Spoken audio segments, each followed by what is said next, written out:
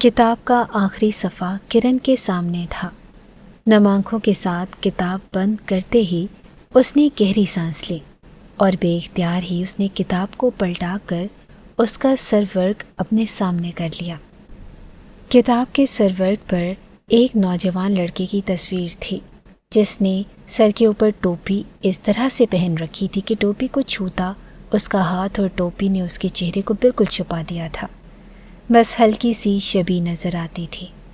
کرن چند لمحے تک اس تصویر کو دیکھتی رہی۔ وہ ہاتھ سے بنایا ہوا ایک اسکیچ تھا۔ کتاب کافی پرانی تھی مگر اس کتاب کے ساتھ کرن کے دل کی ہر دھڑکن جڑی ہوئی تھی۔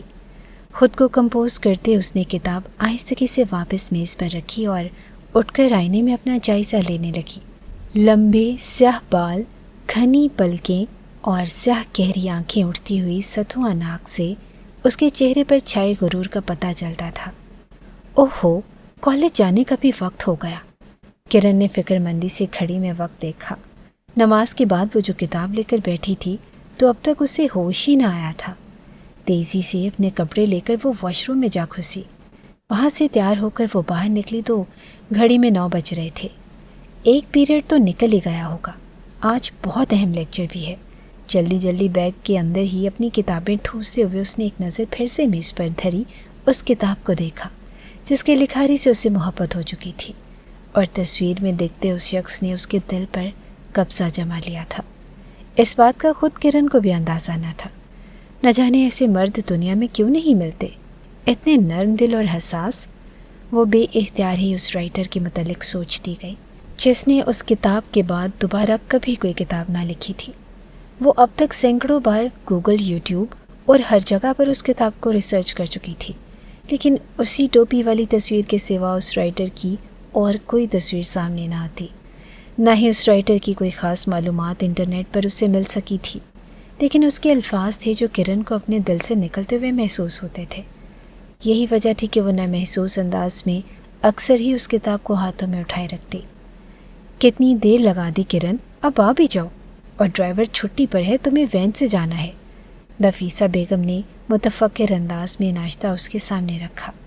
کرن نے ذرا کی ذرا نظر اٹھا کر ٹیبل کو دیکھا۔ امی، پہلے ہی دیر ہو گئی ہے، میں بس نکلنے لگی ہوں۔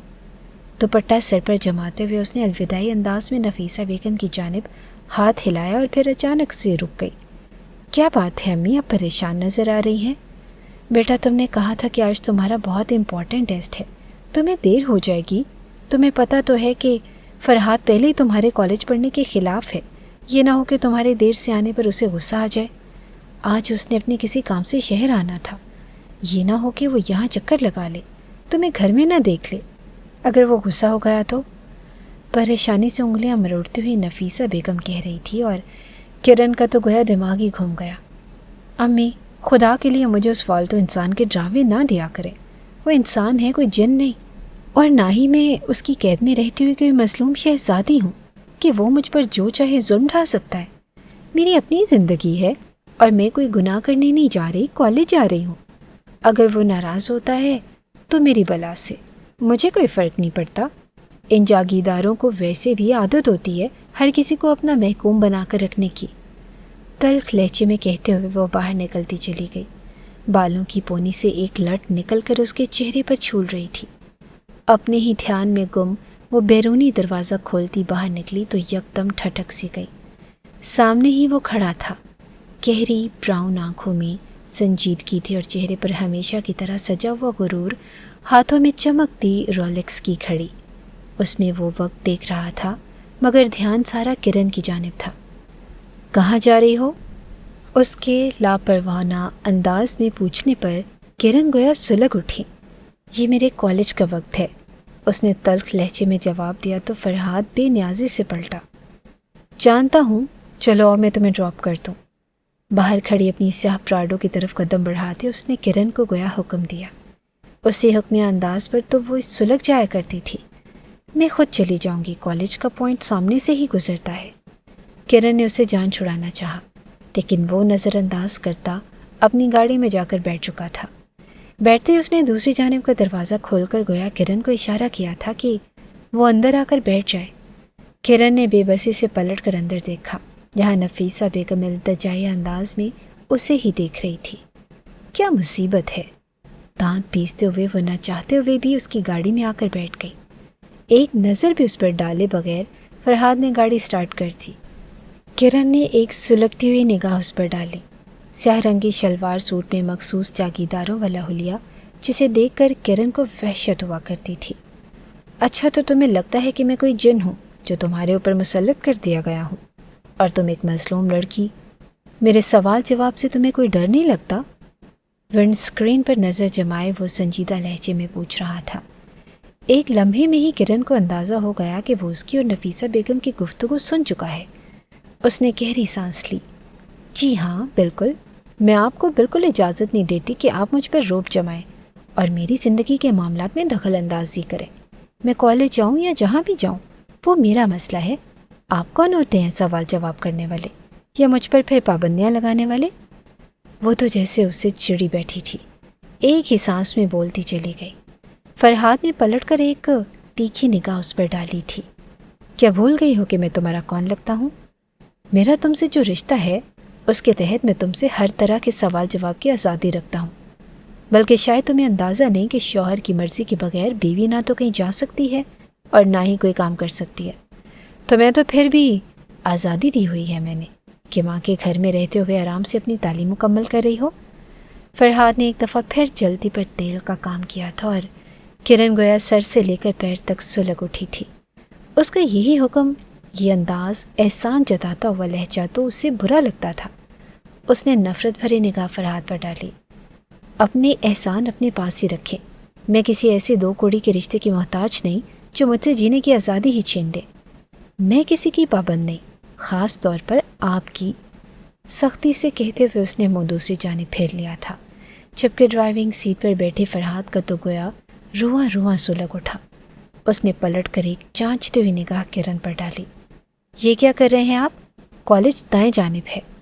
उसने फरहाद को गलत मोड़ काटते हुए देखा तो बेइख्तियार ही बोल उठी थी। अब की बार वो उसकी जानिब मुड़ा। उसके चेहरे पर बड़ी मानी खेसी मुस्कुराहट थी।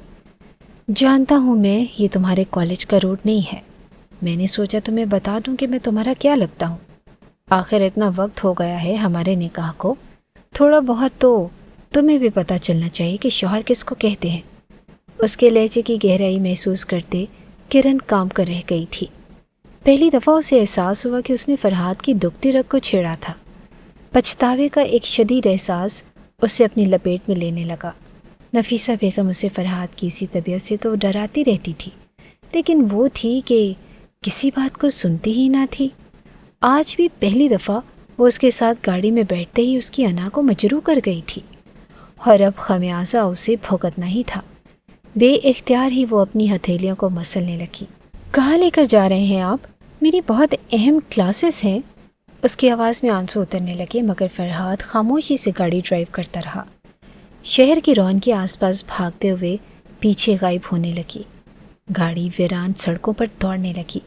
किरण के अंदर खौफ उतरने लगा और न जाने कितनी देर ड्राइव करने के बाद आखिर पर चारों तरफ दरख्त ही दरख्त थे। वीरानी और सन्नाटे का राज था। ये कौन सी जगह है और गाड़ी क्यों रोक दी? करना क्या चाहते हैं आप?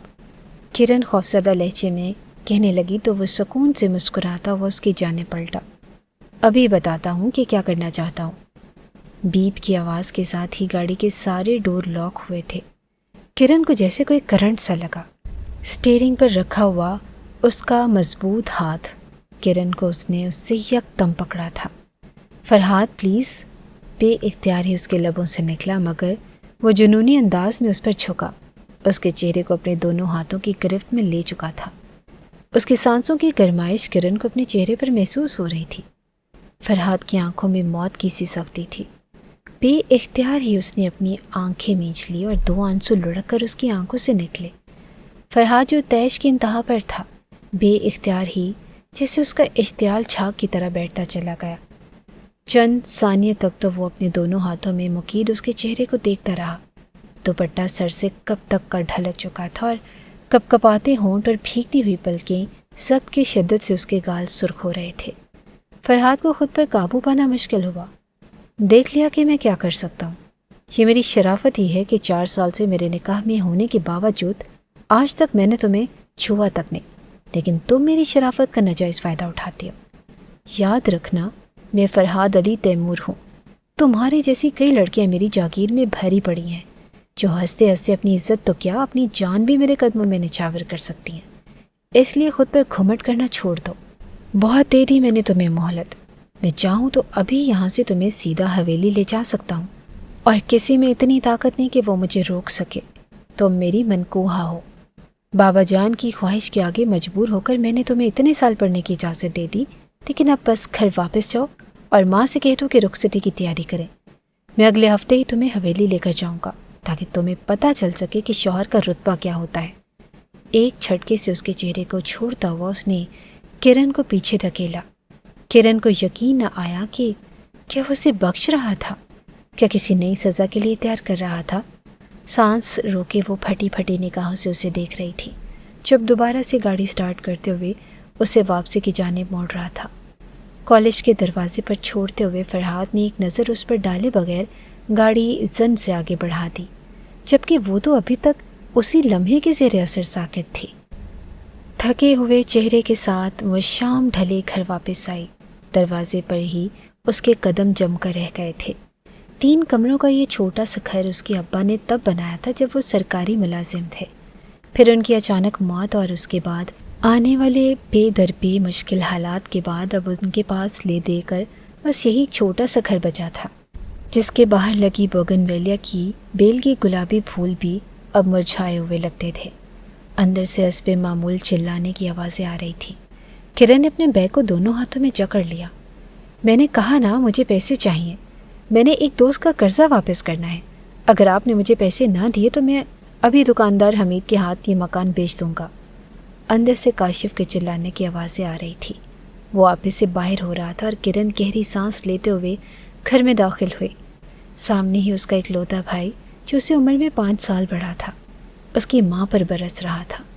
نفیسہ بیگم خاموشی سے آنسو بہا رہی تھی۔ اور کہاں سے پیسے دے دوں تمہیں؟ سارا زیور بیچ چکی ہوں۔ کرن کی شادی کے لیے جو کچھ جمع کر رکھا تھا وہ سب تو وقفے سے لے کر جا چکے ہو۔ گھر میں کوئی قیمتی چیز نہیں چھوڑی تم نے، اور اب تم پھر پیسے مانگنے کے لیے آ گئے ہو۔ شرم نہیں آتی تمہیں؟ جوان بہن کی شادی کرنی ہے، بوڑھی ماں کا ہی کچھ احساس کر لو۔ نشے کی لت نے اور خراب صحبت نے تمہیں کہیں کا نہیں چھوڑا، نفیسہ بیگم نے بہتے آنسو کے ساتھ ہی کہا تھا۔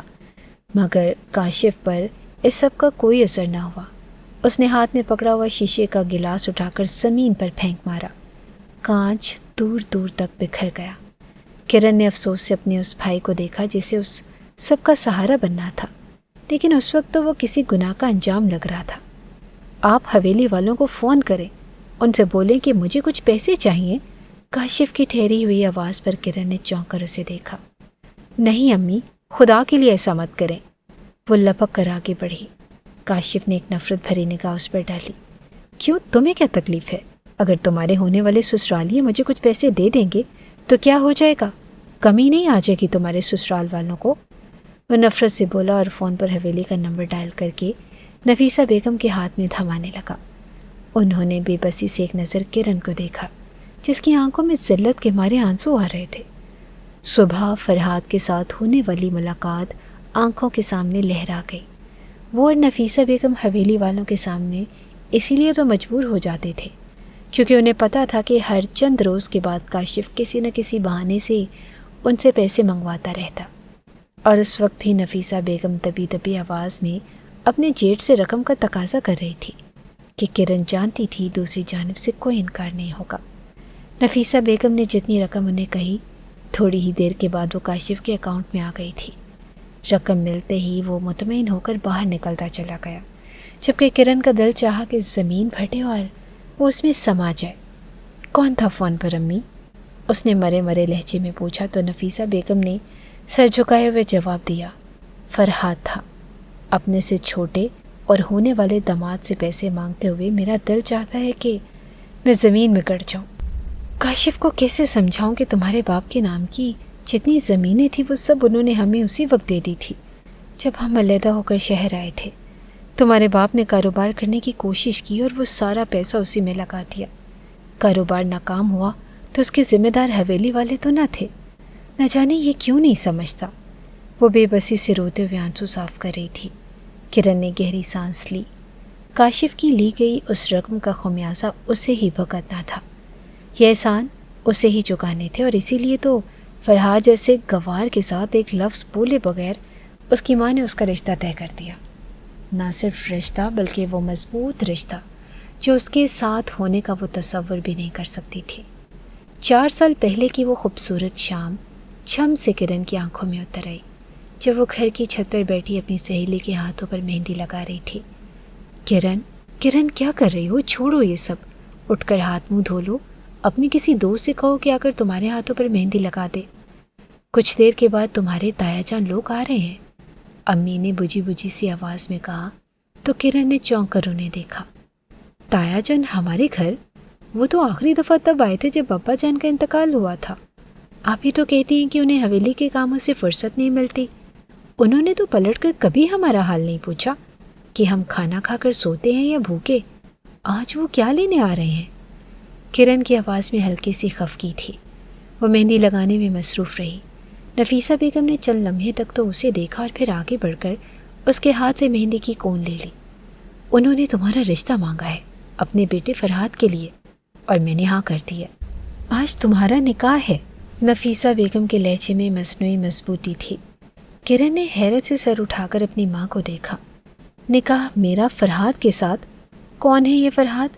میں کیا کوئی ٹیشو پیپر ہوں جسے آپ اٹھا کر ان کے ہاتھوں میں تھما رہی ہیں؟ نکاح کوئی عام چیز تو نہیں امی، بے اختیار ہی اس کے لبوں سے نکلا، مگر نفیسہ بیگم خاموشی سے پلٹ گئی۔ جلدی سے نیچے آؤ، پورا گھر بکھرا پڑا ہے، کچھ ہی دیر میں وہ لوگ پہنچ جائیں گے۔ نفیسہ بیگم سیڑھیاں اتر گئی، جبکہ کرن کو تو یوں لگ رہا تھا جیسے وہ کسی خواب میں جی رہے ہوں۔ وہ ماں کے پیچھے پیچھے سیڑھیاں اترتی نیچے چلی آئی۔ امی، کیا آپ مذاق کر رہی ہیں؟ اس نے پوچھا تو نفیسہ بیگم ایک جھٹکے سے پلٹی۔ نہیں، میں مذاق نہیں کر رہی، کاشف کا تمہیں پتہ ہے، اسے اپنا ہوش نہیں۔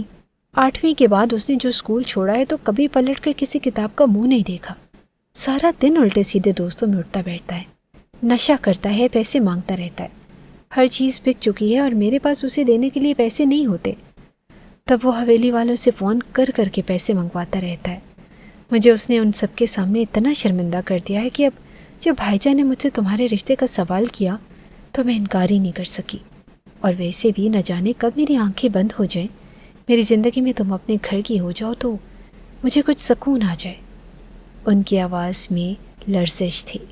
کرن حیران نگاہوں سے ماں کو دیکھتی چلی گئی۔ اگر ایسا ہے تو آپ اتنی پریشان کیوں ہیں؟ نفیسہ بیگم نے ایک جھٹکے سے اپنا چہرہ اوپر اٹھایا اور خود کو سنبھالنے لگی۔ نہیں، ایسی تو کوئی بات نہیں۔ ایسی ہی کوئی بات ہے امی، اتنے امیر گھرانے سے میرا رشتہ آ رہا ہے، پھر تو آپ کو خوش ہونا چاہیے۔ ساری زندگی حویلی والوں کے نام پر آپ ہمیشہ خاموش ہو جایا کرتی تھی، آپ نے کبھی نہیں بتایا کہ وہ لوگ کیسے ہیں، تو اب یہ بتا دیں کہ کون ہیں وہ لوگ اور کون ہے فرحاد جس کے ساتھ میرا رشتہ طے ہو رہا ہے۔ کرن کا سوال ابھی منہ میں ہی تھا جب دروازے کے باہر ایک کے بعد ایک گاڑی کے ٹائر چرچرانے کی آوازیں آنے لگی۔ نفیسہ بیگم گھبرا کر پلٹی۔ جاؤ اندر کمرے میں جاؤ اور تیار ہو جاؤ، وہ لوگ آ گئے ہیں۔ نفیسہ بیگم لپک کر ان کا استقبال کرنے کو نکل گئی۔ کرن کا جی چاہا وہ اپنا سر دیوار میں دے مارے، وہ تو پڑھنا چاہتی تھی، اپنی اور اپنی ماں کی تقدیر بدلنا چاہتی تھی، لیکن حویلی والے تو کچھ اور ہی سوچے بیٹھے تھے۔ آنے والے کئی سارے افراد تھے، اونچے لمبے قد والے، اپنے باپ سے ملتے جلتے چہرے والے شخص کو دیکھتے ہی وہ پہچان گئی تھی۔ وہ تایا جان تھے، سر پر اونچی سی پگڑی اور سفید کڑکڑاتا ہوا لباس، رونت ان کے چہرے سے چھلک رہی تھی۔ ارے بھائی، بس گھر تو تمہارا شروع ہوتے ہی ساتھ ہی ختم ہو گیا، اتنے چھوٹے سے گھر میں میرا تو دم گھٹتا ہے، جلدی سے جو کرنا ہے وہ طے کر لو، مجھے واپس حویلی کے لیے بھی نکلنا ہے۔ صوفے پر بیٹھتے ہوئے وہ یوں بولے تھے جیسے انہوں نے آ کر احسان کیا ہو۔ کرن کے حلق تک میں کڑواہٹ کھل گئی۔ اس نے نظر اٹھا کر دیکھا، ان کے برابر میں ہی ان کا بیٹا کھڑا تھا، فرحاد۔ اس نے پہلی دفعہ اسے باپ کے انتقال پر ہی دیکھا تھا۔ اس نے بھی سفید رنگ کی شلوار قمیص ہی پہن رکھی تھی، ہاتھ میں باندھی گئی قیمتی گھڑی اور چہرے پر نخوت، بالکل اپنے باپ جیسی۔ وہ سر اٹھا اٹھا کر پورے گھر کا جائزہ لے رہا تھا، اور ان کے ساتھ آئی ہوئی خواتین کے ہاتھوں اور گلے میں چمکتے سونے کے زیورات دیکھ کر کرن کو خواہ اپنی کمائی کی کا احساس ہوا۔ اس کی نگاہ بھٹک کر اپنی ماں تک گئی۔ عام سا جوڑا پہنی مسلسل اپنی ہتھیلیوں کو مسلتی ان کے سامنے کتنی کمزور لگ رہی تھی۔ وہ خاموشی سے واپس اپنے کمرے کی جانب مڑ گئی۔ اسے کبھی بھی اپنے یہ رشتہ دار پسند نہ آئے تھے۔ کمرے میں جاتے ہی وہ اضطراب سے چکر کاٹنے لگی اور کچھ ہی دیر کے بعد کمرے کا دروازہ کھلا۔ ارے بھائی، بہت پیاری ہے ہماری کرن، تو ہمارا بس چلے تو اسے آج ہی رخصت کروا کر اپنے ساتھ لے جائیں، لیکن تمہاری ضد ہے کہ اس کی تعلیم مکمل ہونے دیں، تو چلو رک جاتے ہیں چند سال، لیکن آج نکاح تو ہوگا ہی۔ اندر آنے والی تائی جان تھی۔ ہاتھ میں سونے کے کڑے گھماتے ہوئے وہ انتہائی تکبر سے کہہ رہی تھی۔ نفیسہ بیگم نے بے بسی سے کرن کو دیکھا۔ وہ سر جھکا کر بیٹھ گئی اور آنے والیوں نے اس کے سر پر سرخ دوپٹہ اڑا دیا۔ تھوڑی ہی دیر کے بعد کمرے میں مولوی صاحب داخل ہوئے۔ کیا آپ کو حق مہر بعوض 50 لاکھ روپے یہ نکاح قبول ہے؟ مولوی نے اس سے پوچھا تو ایک لمحے کے لیے تو وہ گنگ ہی رہ گئی۔ ایک بالکل اجنبی مرد کے ساتھ اس نے اپنی آنے والی زندگی سوچی ہی نہ تھی۔ قبول ہے بولتے ہوئے اس کے لب کپ کپا کر رہ گئے، لیکن سامنے ہی جھکے سر والی ماں کو دیکھ کر اس نے خاموشی سے نکاح نامے پر دستخط کر دیے۔ کمرے میں مبارک سلامت کا شور گونجنے لگا اور تائی جان اس کا ماتھا چومتے ہوئے باہر نکل گئی۔ کمرے کا دروازہ کھلا تھا۔ نیچے لاؤنج سے آتی آوازیں اسے صاف سنائی دے رہی تھی۔ نفیسہ بیگم انہیں کھانے پر رکنے کا اصرار کر رہی تھی، لیکن وہ لوگ عجلت میں تھے۔ ارے کھانا تو ہم لوگ اپنے گھر میں کھاتے ہی رہتے ہیں، ہر وقت میز پر کئی طرح کی ڈشیں موجود ہوتی ہیں، ہم تو یہاں صرف فرحات کے نکاح کرنے کے لیے آئے تھے۔ اب نکاح تو ہو گیا ہے، یہ چوہارے رکھ لو یہاں غریب غربا میں بانٹ دینا، 1 سال بعد ہم رخصتی کرنے آ جائیں گے۔ جہیز وغیرہ تو تم بنا نہیں سکتی، اس لیے رہنے دینا اور صرف لڑکی کا ہاتھ ہمارے ہاتھ میں تھما دو، وہی بہت ہے۔ تایا جان کی آواز پر کرن کی آنکھوں میں آنسو آنے لگے۔ کیا ضرورت ہے پڑھنے کی ابا جان، جب نکاح ہو گیا تو رخصتی بھی کر لیتے ہیں، 1 ہفتے کا وقت دے دیں وہی کافی ہے، ویسے بھی حویلی میں ہی تو رہنا ہے اس نے، ایسے میں کالج کی تعلیم اس کے کس کام آئے گی؟ اس آواز پر کرن نے چونک کر سر اٹھایا۔ یہ فرحات کی آواز تھی، اس کے شوہر کی آواز۔ اس کے خیالات جان کر اسے ایک دفعہ پھر ڈھیر رونا آیا۔ اس شخص کے ساتھ اس کا نکاح ہو گیا تھا جو عورت کو گھر میں باندھ کر رکھنے کا قائل تھا۔ جواباً تایا جان اسے کچھ سمجھا رہے تھے، اسے کہہ رہے تھے کہ لڑکی کو اپنی ضد پوری کر لینی چاہیے، ورنہ بعد میں وہ پوری زندگی تانے دیتی ہے۔ اس نے جھٹکے سے اٹھ کر کمرے کا دروازہ بند کر دیا۔ وہ مزید ان کے اعلیٰ خیالات نہیں سن سکتی تھی، اور تھوڑی ہی دیر کے بعد گاڑیوں کے چلنے کی آوازیں آئی تو اس نے کھڑکی سے جھانکا۔ گلی خالی تھی۔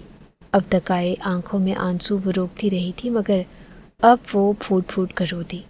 اس کے نکاح کو چند روز ہی ہوئے تھے جب اس کے کالج میں فن فیئر لگا۔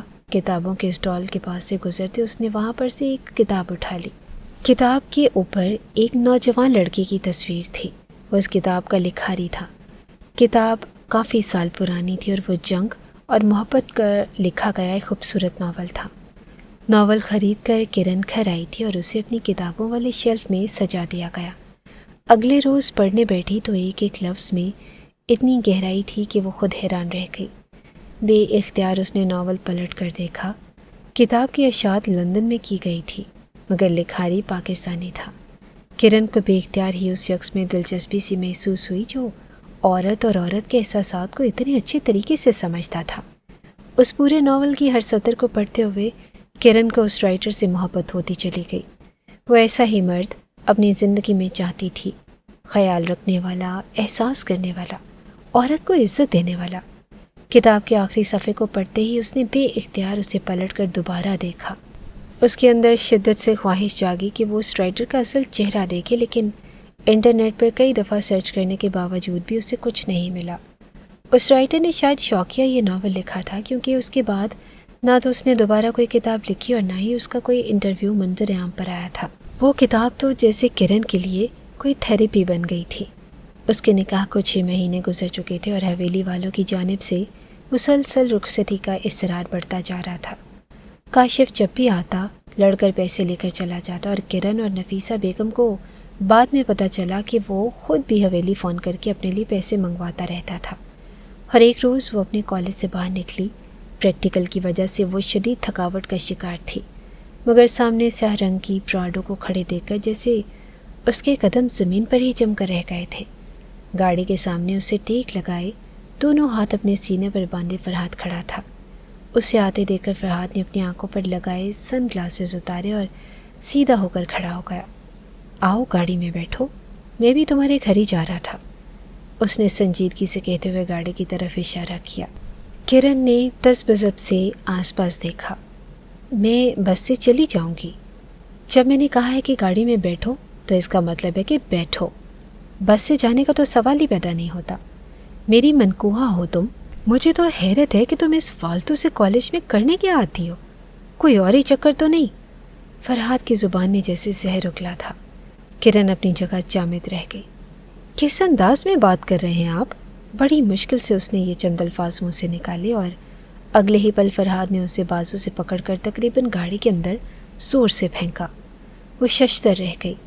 دوسری طرف کا دروازہ کھول کے اندر بیٹھتے ہوئے فرحاد نے کٹیلی نگاہ اس پر ڈالی۔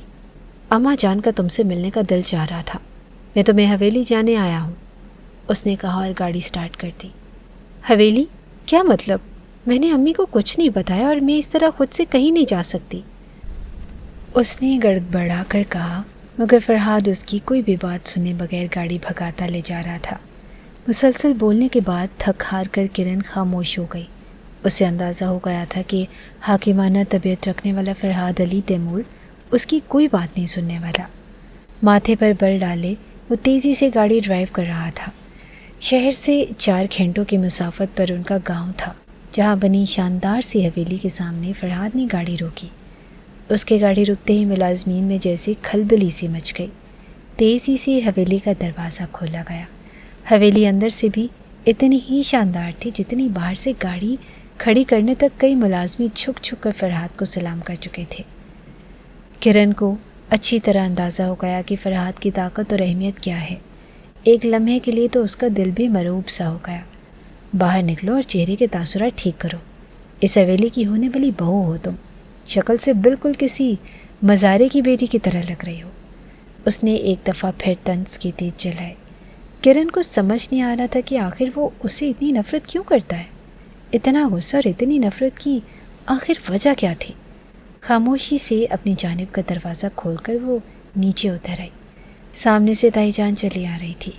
ارے میری بیٹی کتنی تھکی ہوئی لگ رہی ہے، اتنے پرانے سے کپڑے پہنے، حویلی کی بہو کو تو یہ بالکل سوٹ نہیں کرتے، چلو اندر آؤ اور نہا کر کپڑے تبدیل کرو۔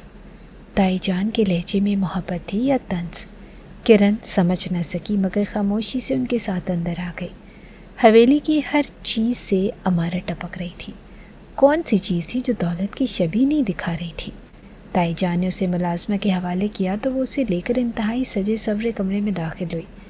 کرن بے اختیار جھجک سی گئی۔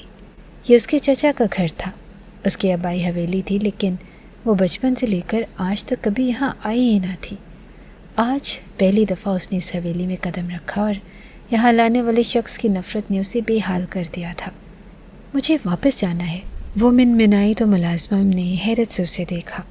بی بی جی، مالکن صاحبہ نے کہا ہے کہ آپ کے کپڑے تبدیل کروا دو، یہ آپ کا جوڑا ہے، مالکن نے آپ کے لیے پوری الماری کپڑوں سے بھر رکھی ہے، وہ اسے شوق سے دیکھتے ہوئے بتا رہی تھی۔ حویلی کی کئی ملازمائیں تو صرف اسے دیکھنے کے لیے ہی کمرے میں چلی آئی۔ اس نے خاموشی سے جا کر لباس تبدیل کیا۔ لائیں بی بی، مجھے دیں، میں آپ کے بال بنا دیتی ہوں۔ ملازمائیں کسی کنیز کی طرح اس کے آس پاس پھر رہی تھی۔ کرن کو خواہ سب کچھ عجیب لگنے لگا۔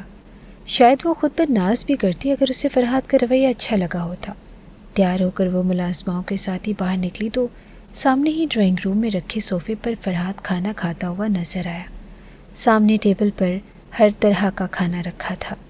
تم بھی یہیں آ جاؤ، فرحاد تو ڈرائنگ روم جانے پر تیار نہیں ہے۔ تائی جان نے اسے ہاتھ سے پکڑ کر فرحاد کے برابر میں بٹھا دیا تو ایک لمحے کے لیے وہ جھجک سی گئی، مگر فرحاد کے چہرے پر کوئی تاثر نہ تھا۔ وہ خاموشی سے کھانا کھا رہا تھا۔ ابھی کتنا وقت لگے گا بھائی تمہاری فالتو کی پڑھائی کو؟ میں حویلی میں بالکل اکیلی ہوتی ہوں، اب میں چاہتی ہوں کہ فرحاد کی بیوی حویلی آ جائے۔ تمہاری امی سے تو بات کرنے کا کوئی فائدہ نہیں، وہ تو ہر بات میں کرن نہیں مانیں گی کہہ دیتی ہیں۔ اب تم ہی بتاؤ بھلا اس پڑھائی کا تمہیں کیا فائدہ ہوگا؟ ہمارے ہاں نوکر چاکر دولت کسی چیز کی کمی نہیں ہے، بھلا جاگیرداروں کو بھی تعلیم کی ضرورت ہوتی ہے۔ ताई जान के लहजे में फ़ख्र था। कम तालीम याफ्ता होने का अक्स साफ दिखाई दे रहा था।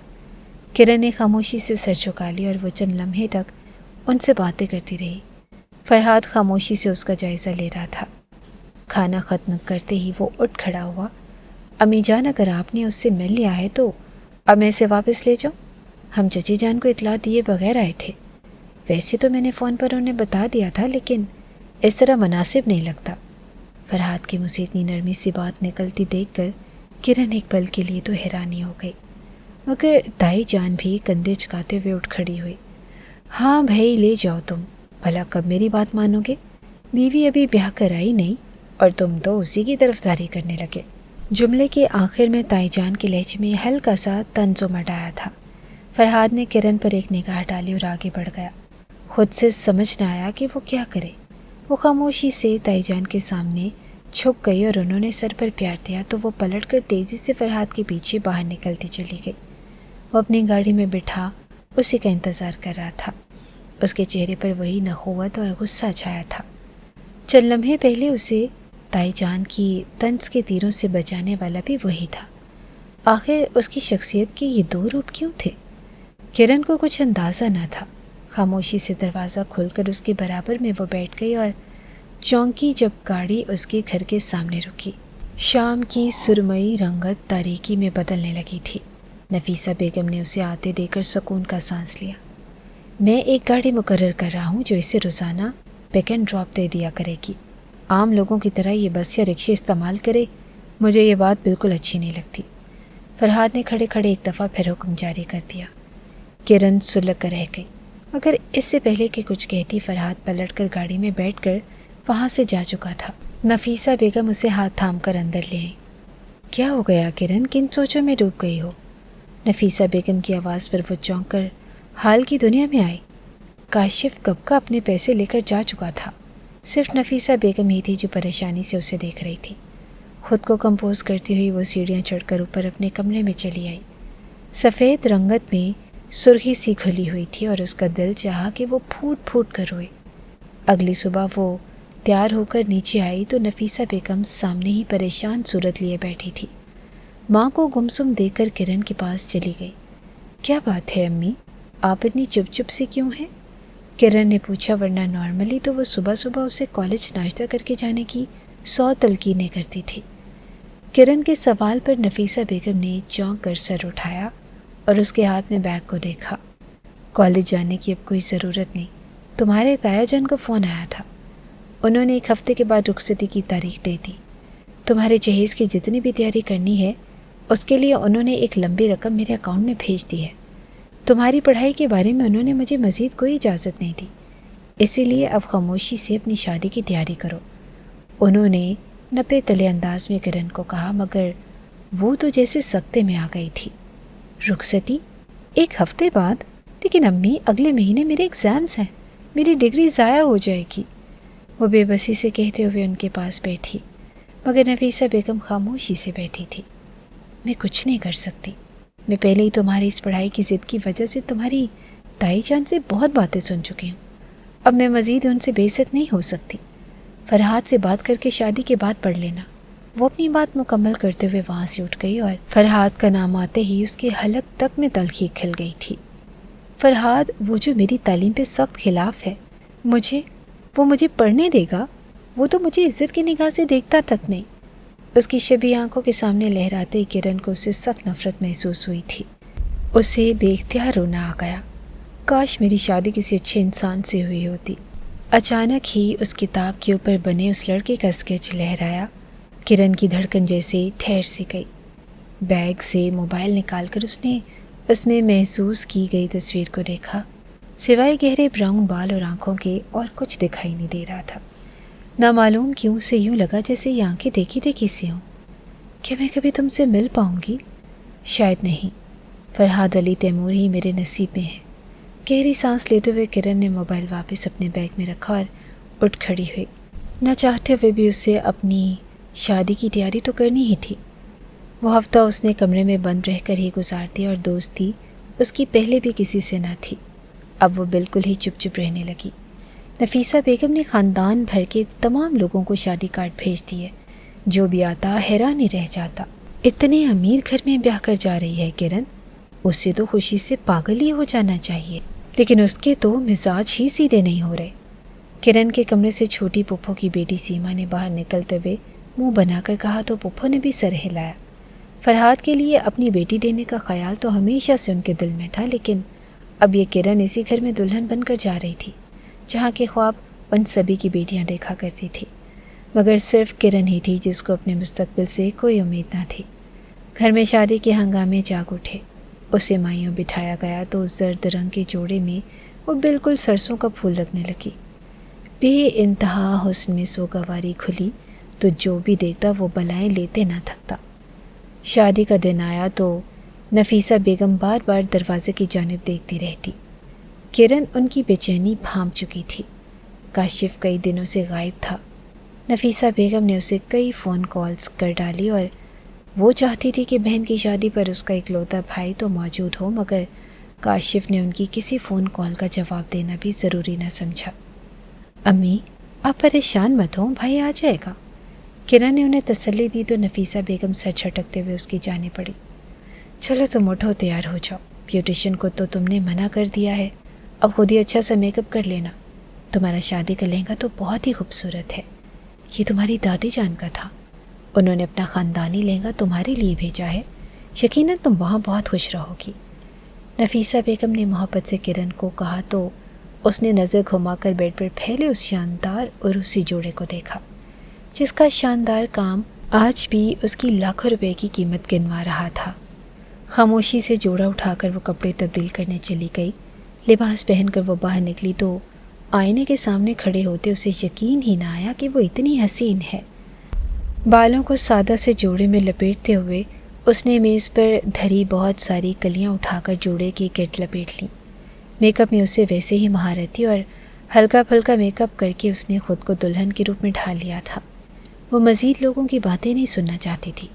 اسے اتنا تو پتہ تھا کہ حویلی جانے سے پہلے ہی فرحاد علی تیمور نہ جانے اس کے ساتھ کیا سلوک کرے گا، لیکن اب وہ مزید اپنی زندگی کا تماشا نہیں بنوا سکتی تھی۔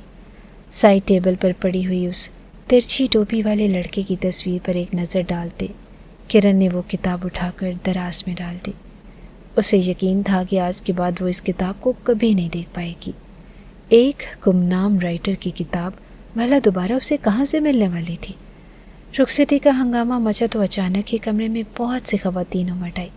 چلو بھائی، فرحاد تو بہت ہی اتاولا ہوا جا رہا ہے، اتنی بڑی اور شاندار بارات میں نے آج تک کبھی دیکھی ہی نہیں جتنی فرحاد اپنے کرن کے لیے لے کر آیا ہے۔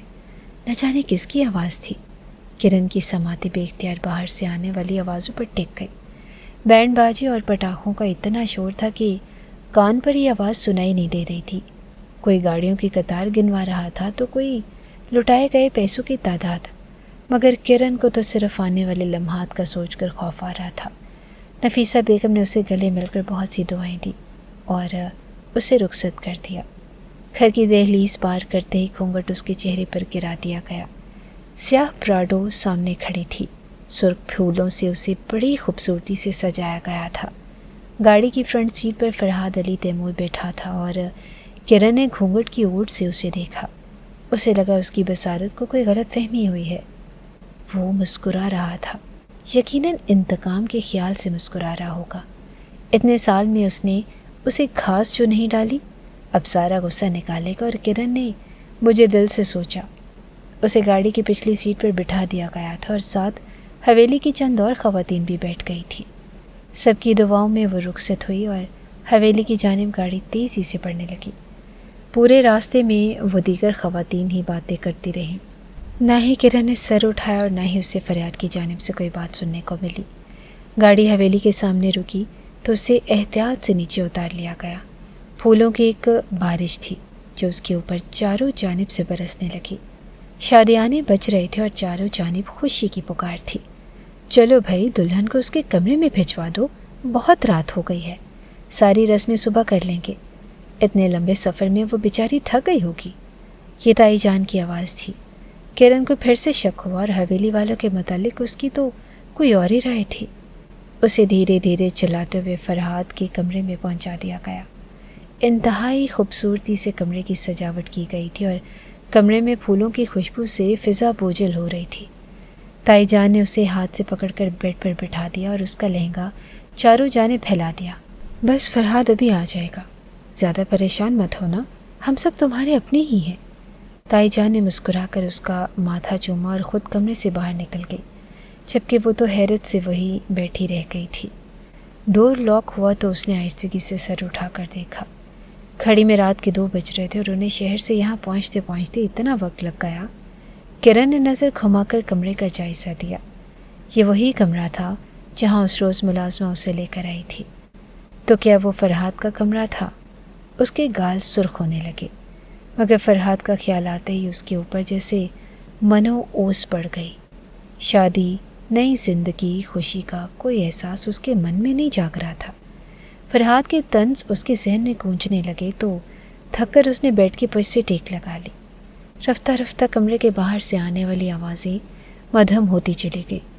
بیڈ کی پشت سے ٹیک لگائے اس نے اپنی آنکھیں بند کی اور نہ جانے کب نیند کی وادیوں میں اترتی چلی گئی۔ کمرے کی لائٹس روشن ہی تھی جب ہلکی سی آہٹ پر اس کی آنکھ کھلی۔ اس نے بے اختیار سیدھا ہوتے اپنے گھونگھٹ کو چہرے پر گرا لیا۔ کمرے میں کوئی داخل ہوا تھا اور اونچا لمبا۔ کرن نے آہستگی سے نظر اٹھائی۔ نیند کے باعث اسے واضح نظر تو نہ آیا، مگر جو کوئی بھی تھا اس نے پینٹ شرٹ پہن رکھی تھی۔ اسے یاد آیا کہ فرحاد کو جب اس نے گاڑی میں دیکھا تھا تو اس نے شیروانی پہن رکھی تھی، وہ بھی سفید رنگ کی، مگر یہ سیاہ رنگ کی پینٹ شرٹ پہنے کمرے کے اندر کون آیا تھا؟ کرن کے دماغ میں ایک جھماکا سا ہوا۔ مہارانی بن کر یہاں بیٹھی ہو اپنے دلہا کے انتظار میں؟ شرم نہیں آتی؟ کروڑوں کی اس دولت پر قبضہ جما کر عیش کی زندگی بسر کرو گی اور میں وہاں سڑکوں پر دھکے کھاؤں گا۔ کیسی بہن ہو تمہیں تو شرم سے ڈوب کر مر جانا چاہیے۔ زہر میں ڈوبی آواز پر وہ ایک جھٹکے سے اٹھی تھی۔ سامنے کوئی اور نہیں بلکہ کاشف کھڑا تھا۔ بکھرے ہوئے بال، سرخ آنکھیں، صاف لگ رہا تھا کہ وہ آدھے سے زیادہ نشے میں ہے۔ ڈولتے ہوئے قدموں کے ساتھ اسی کی جانب بڑھ رہا تھا۔ کاشف، تم یہاں پہ کیا کر رہے ہو اور یہ کیا طریقہ ہے؟ امی تمہارے لیے کتنی زیادہ پریشان تھی اور تم یہاں حویلی میں کیا کر رہے ہو؟ کرن نے بے ساختہ اس سے پوچھا تھا، لیکن کاشف تو کسی اور ہی دھن میں تھا۔ اس نے یک لخت آگے بڑھ کر کرن کا بازو دبوچ لیا۔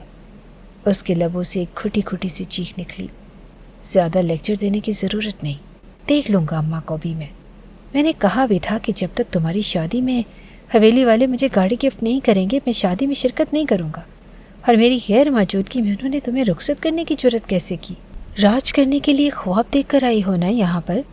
اگر یہ دولت اور پیسہ مجھے نہیں ملے گا تو تجھے بھی میں یہاں ٹکنے نہیں دوں گا۔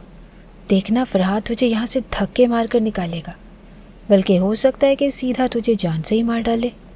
وہ گھرا رہا تھا اور کرن اپنے سگے بھائی کے منہ سے ایسے الفاظ سن کر زمین میں گڑے جا رہی تھی۔ تکلیف سے اس کی آنکھوں سے آنسو بہہ رہے تھے، مگر صدمے سے اس کی زبان بند تھی۔ زیادہ ڈرامے مت کر اور چل یہ سارا زیور اتار کر مجھے دے، اور الماری سے پیسے بھی نکال کر دے۔ سلامیاں تو خوب ساری ملی ہوں گی نا، دکھا مجھے کتنے پیسے ہیں تیرے پاس۔ کاشف نے اسے یک لخت جھٹکے سے بیڈ پر پھینکا اور اس کے پاس رکھا ہوا پرس جھپٹ لیا۔ کرن تو پھٹی پھٹی نگاہوں سے اسے دیکھے جا رہی تھی اور وہ اندر داخل ہوا، وہ جس سے کرن کو ہمیشہ خوف آیا کرتا تھا، مگر آج اس لمحے اسے اندر آتا دیکھ کر کرن نے بے ساختہ شکر کا کلمہ ادا کیا، مگر وہ کمرے کے اندر قدم رکھتے ہی بری طرح ٹھٹکا۔ چہرے پر چھائی مسکراہٹ غائب ہوئی۔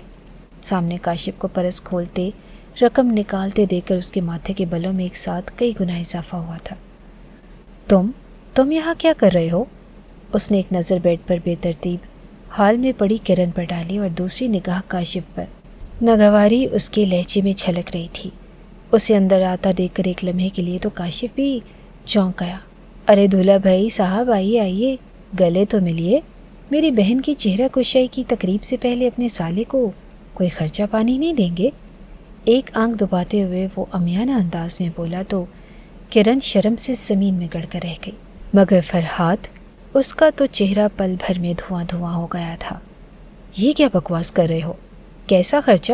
اور تم یہاں اس وقت کیا کر رہے ہو؟ وہ غصے سے بولتا ہوا آگے بڑھا تو اچانک ہی کاشف نے اس کے کندھے پر ہاتھ رکھا۔ ارے غصہ مت کرے دولہا بھائی، اور زیادہ میری بہن کی ہمدردی کرنے کی ضرورت نہیں۔ میں نے آپ کو بتایا تھا نا بہت ہی آوارہ کردار کی لڑکی ہے یہ. کالج میں نہ جانے کتنے لڑکے اس کے عاشق تھے، اسی لیے تو شادی کرنے پر رضامند نہیں ہوتی تھی. پہلے بھی آپ کو کتنی بار بتایا تھا کہ جلد شادی کر لو ورنہ یہ کسی کے ساتھ بھاگ جائے گی. لیکن آپ شادی تو کر لی، لیکن مجھے میرا انعام دینا بھول گئے. کاشف دبا کر بولا تو بیڈ پر بیٹھی کرن پر جیسے سکتہ طاری ہو گیا. کیا کہا تم نے؟ تم میرے بارے میں فرحاد کو یہ سب کچھ کہتے تھے؟ اور سرسراتے ہوئے لہجے میں بولتی اٹھی، مگر کاشف نے تو جیسے اس کی بات ہی نہیں سنی. اچانک چٹاخ کی زوردار آواز آئی. فرحاد نے ایک زوردار تھپڑ کاشف کے منہ پر دے مارا. شرم نہیں آتی اپنی بہن کے متعلق ایسی باتیں کرتے ہوئے؟ پہلے ہی تمہاری باتیں سن سن کر میں اسے انتہائی بدظن رہ چکا ہوں، مگر رخصتی کا کہنے سے پہلے میں نے اپنے طور پر ساری چھان بین کروا لی تھی. جو معلومات تم مجھے اپنی بہن کے متعلق دیتے تھے وہ سب جھوٹی تھی. تمہارے بتائے ہوئے ان فرضی بوائے فرینڈس کا تو سرے سے کوئی وجود ہی نہیں تھا. بقول تمہاری اس بہن کے ساتھ دن رات گھوما کرتے تھے. تمہاری باتوں میں آ کر ہمیشہ میں چچی جان اور کرن کے ساتھ غلط رویہ رکھتا تھا، لیکن اب مجھے افسوس ہے میری آنکھیں کھل چکی ہیں اور اب میں تمہاری کسی بات پر کان نہیں دھروں گا اور نہ ہی تمہیں مزید 1 روپیہ بھی دوں گا. نکل جاؤ یہاں سے. فرحاد نے اچانک ہی کاشف کو گریبان سے پکڑ لیا. کرن جہاں کی تہاں کھڑی رہ گئی. ایک ہی پل میں اس پر کئی راز آشکار ہو چکے تھے. فرحاد اسے بلا وجہ نفرت کیوں کرتا تھا اسے پتہ چل گیا تھا، اور اس کا سگا بھائی کاشف وہ کیوں حویلی والوں سے بار بار پیسے لیا کرتا تھا، اس بات کا جواب بھی اسے آج مل گیا تھا. فرحاد کاشف کو دھکے دے کر کمرے سے نکال رہا تھا، مگر وہ آپے سے باہر ہو چکا تھا. نہیں، میں کہیں نہیں جاؤں گا. اس حویلی میں میرا بھی حصہ ہے اور مجھے آدھی جائیداد چاہیے، ورنہ میں تم سب کو جان سے مار دوں گا. ختم کروا دوں گا تمہاری شادی اور جھوٹ بولوں گا سب کے گھر پر. وہ نہ جانے کیا کیا ہول فول بکتا ہوا مسلسل چلا جا رہا تھا. فرحاد جیسے ایک زوردار تھپڑ جڑا تو وہ جہاں کھڑا تھا وہیں زمین پر جھولتا ہوا نیچے گر گیا. فرحاد نے گہری سانس لے کر دروازہ کھولا. باہر ملازمین الرٹ کھڑے تھے. اس کے حکم پر ہی 2 گارڈز اندر آئے اور انہوں نے کاشف کو اٹھا لیا. اسے ہاسپٹل میں ایڈمٹ کرواؤ. نشے کا جتنا اثر ہے سب کا علاج کرواؤ تاکہ اس کی اصل شخصیت تو باہر نکلے. نہ جانے کیا بن گیا ہے، اس نے بیزاری سے کہتے ہوئے ملازمین کو حکم دیا، جبکہ سامنے بیٹھی کرن کی آنکھوں میں آنسو امڑتے چلے آ رہے تھے. وہ جیسا بھی تھا اس کا بھائی تھا، اور سامنے کھڑے شخص اچانک ہی اس کا اتنا ہمدرد کیسے بن گیا تھا. ملازمین کمرے سے باہر نکلے تو فرحاد نے ایک دفعہ پھر دروازہ بند کر دیا، مگر کرن کو اچھی طرح اندازہ ہو گیا تھا کہ باہر اس کے نام پر ایک تماشا لگ چکا ہوگا. فرحاد نے آگے بڑھ کر آہستگی سے اس کا ہاتھ تھاما. وہ برف کی طرح ٹھنڈا تھا. فرحاد نے ایک گہری نظر میں اس کا جائزہ لیا. وہ سر سے پاؤں تک ہور لگ رہی تھی، مگر اس کی آنکھوں میں آنسو تھے. فرحاد نے دھیرے سے ہاتھ بڑھا کر انگلی کی پور پر اس کا ایک آنسو چنا. کرن گھبرا کر 2 قدم پیچھے ہٹی. مجھے معاف کر دو کرن، میں وہ نہیں ہوں جیسا تم مجھے سمجھتی ہو. چچا جان کا انتقال ہوا تو میں ابا جان کے ساتھ تمہارے شہر آیا تھا. تمہارے گھر میں تمہارے بھائی کاشف سے میری دوستی ہوئی. وہ بہانے سے مجھ سے پیسے لینے لگا. میں بھی اسے اپنا چچا زاد بھائی سمجھ کر مدد کر دیا کرتا، مگر میں نہیں جانتا تھا کہ وہ کس کماش کا لڑکا ہے. مجھے پہلی نظر میں ہی تم سے محبت ہو گئی تھی. تمہارا بھائی خیال کرتے کرتے میں نے اپنے دل کا راز اس پر کھول دیا. میں چاہتا تھا کہ جب میں رشتہ بھیجوں تو وہ چچی جان کو اس رشتے کے حق میں راضی کرے، لیکن وہ تو الٹا مجھے استعمال کرنے لگا. تو ہماری معلومات مستق دینے کے بہانے وہ مجھ سے بار بار پیسے بٹورنے لگا. میں کبھی خوشی سے اور کبھی پریشانی سے اس سے پیسے دیتا رہتا، لیکن ساتھ ہی وہ مجھے تمہارے بارے میں عجیب و غریب باتیں بتاتا. کبھی کہتا کہ تمہارے لڑکوں کے ساتھ دوستیاں ہیں، کبھی کہتا تم آدھی رات کو آوارہ کرتی رہتی ہو. میں گھر میں تمہارے رشتے کے متعلق بات کر چکا تھا اور اب پیچھے بھی نہیں ہٹ سکتا تھا، اسی لیے میں نے رشتہ کرنے کی ٹھانی. لیکن جب ہم نکاح کرنے کے لیے تمہارے گھر پہنچے تب تمہارے بھائی نے مجھے بتایا کہ تم اعلیٰ تعلیم کے لیے ملک سے باہر جانا چاہتی ہو تاکہ وہاں آزادی سے گھوم پھر سکو. اسی لیے میں نے وہاں تعلیم کی مخالفت میں بات کی. میں جلد از جلد تمہیں اپنے پاس لانا چاہتا تھا. اس کے بعد بھی جب بھی میں نے تعلیم کی مخالفت میں یا تمہارے خلاف کوئی بات کی، اس کے پیچھے کاشف کی گئی باتوں کا ہی اثر ہوتا تھا. حقیقت نہ تو مجھے تمہاری پڑھائی سے کوئی مسئلہ ہے اور نہ ہی مجھے تمہارے کردار میں کوئی شبہ نظر آتا ہے. اور آج جب میں نے اپنی ساری تفتیش مکمل کر لی ہے تو میں اپنی پچھلی ساری سوچوں پر شرمندہ ہوں. وہ انتہائی پشیمانی سے کہتا اس کے سامنے کھڑا تھا۔ اس کا سر جھکا تھا اور کرن نے ایک خفگی بھری نگاہ اس پر ڈالی۔ وہ کیسے اپنے دل کو اس شخص کے لیے صاف کر لیتی؟ اس کے دل میں تو اس کے متعلق کوئی خیالات ہی نہ تھے، اور تبھی وہ چونکی۔ شیلف میں سے جھانکتی ایک چیز پر اس کی نگاہ پڑی تھی۔ وہ کیا ہے؟ وہ بے اختیار ہی اس کی جانب بڑھی۔ فرحاد نے اس کی نظروں کے تعاقب میں مڑ کر دیکھا۔ کتاب ہے؟ اس ٹائم تمہیں بک پڑھنی ہے کیا؟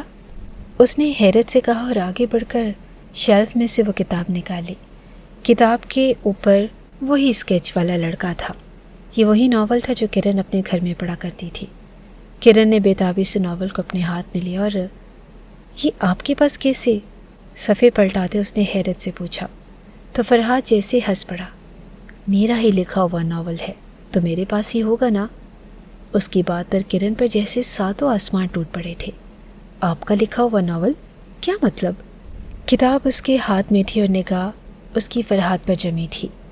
وہ آہستگی سے بالوں میں ہاتھ پھیر کر بولا، اور وہ دراصل کیا بات ہے نا بیوی کہ میں اتنا بھی برا نہیں ہوں جتنا نظر آتا ہوں۔ میں ایک جاگیردار ضرور ہوں لیکن میرے اندر ایک آرٹسٹ بستا ہے۔ یہ ناول میں نے تب لکھا تھا جب میں لندن میں رہتا تھا، لیکن جب پبلش کروایا تو زیادہ ہٹ نہیں ہوا، اس لیے میں نے مزید لکھنے کا ارادہ ترک کر دیا، اور پاکستان آنے کے بعد تو دوبارہ کبھی خیال ہی نہیں رہا کہ پھر سے لکھوں۔ مگر تم کیوں پوچھ رہی ہو؟ تم نے پڑھا ہے کیا یہ ناول؟ فرحاد نے آخر میں سوال کیا، مگر کرن اسے یقین نہیں آ رہا تھا کہ وہ حیران ہو یا خوش ہو۔ ایک لمحے میں ہی اس کی ساری مشکلات خوشیوں میں بدل گئی۔ کتاب کا وہ خاموش لکھاری جس سے وہ عرصے دراز سے اپنے دل میں بسائے بیٹھی تھی، اچانک ہی اس کے سامنے چلا آیا تھا، اور وہ بھی اتنے مقدس رشتے کے روپ میں۔ کرن کو بے اختیار سامنے کھڑے فرحاد پر پیار آیا۔ وہی تو تھی اس کی پہلی اور آخری محبت۔ جو کچھ فرحاد نے کہا تھا اس کے حرف بحرف پر کرن کو یقین آ چکا تھا۔ کتاب بند کر کے مسکراتے ہوئے اس نے ٹیبل پر رکھ دی۔ جی ہاں، میں نے پڑھا ہے، اسی لیے میں اس کتاب کو پہچان گئی، اس نے مسکراتے ہوئے کہا۔ فرحاد کو سمجھ تو نہ آیا، لیکن وہ اتنی خوبصورت لمحات کو الجھن کی نظر نہیں کرنا چاہتا تھا۔ کرن کا ہاتھ تھام کر اسے بیڈ پر اپنے برابر بٹھاتے ہوئے اس نے پھر سے پوچھا، کیا تم نے مجھے معاف کر دیا؟ فرحاد کے سوال پر کرن کھل کر مسکرا اٹھی۔ جی ہاں، بس مجھے میرے ایگزامس دے لینے دیجیے، کرن نے جملے کے آخر میں کہا تو فرحاد دھیرے سے ہنس پڑا۔ یہ ایگزام کیا؟ تم جتنے مرضی ایگزامس دے سکتی ہو، مجھے کوئی اعتراض نہیں، بلکہ بابا جان اور امی جان کو بھی تمہارے پڑھنے سے کوئی اعتراض نہیں۔ نفیسہ چچی بھی کل صبح حویلی آ جائیں گی اور وہ یہیں رہا کریں گی، کیونکہ ایک اکیلی عورت کے شہر میں رہنا مناسب نہیں۔ اب خوش؟ وہ کرن کی جانب جھکے کہہ رہا تھا، اور وہ حیرانی بھری نظروں سے اسے دیکھتے ہوئے سوچ رہی تھی کہ وہ اس کی کس نیکی کا صلہ تھا جس نے اس کی ساری مشکلات کو اپنی پوروں پر چن لیا تھا۔